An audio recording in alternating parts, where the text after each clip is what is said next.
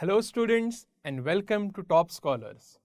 Today we'll be talking about another very interesting and very simple topic, that is dealing with garbage, segregation and recycling.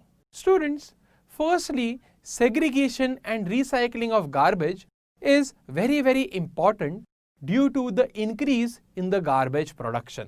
Now, the root cause of everything that is wrong with the world today is the increase in population. This population increase has led to the increase in the generation of garbage. Now, components of garbage are sometimes useful or non-useful. The municipal corporation deals with the waste collection and its disposal, and also students, most of the solid waste which is generated is dumped in landfills. Eventually, when the landfill is filled completely, that area is converted into a garden or into a playground. There are mainly two categories of waste, which are degradable and non-degradable. Let us take a look.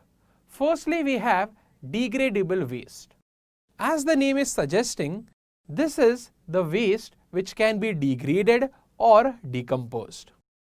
Examples include fruit waste, vegetable waste, or some kind of kitchen waste.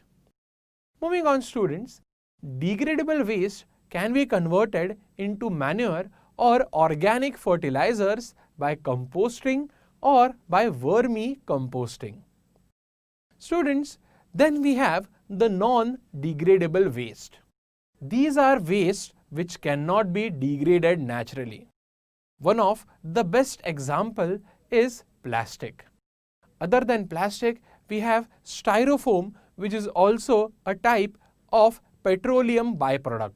Students, incinerators are usually used to reduce the amount of solid garbage. But there is a problem here, students. Burning of plastic and styrofoam and other non-degradable waste tends to cause pollution of the air. To learn more about this topic, download Top Scholars app.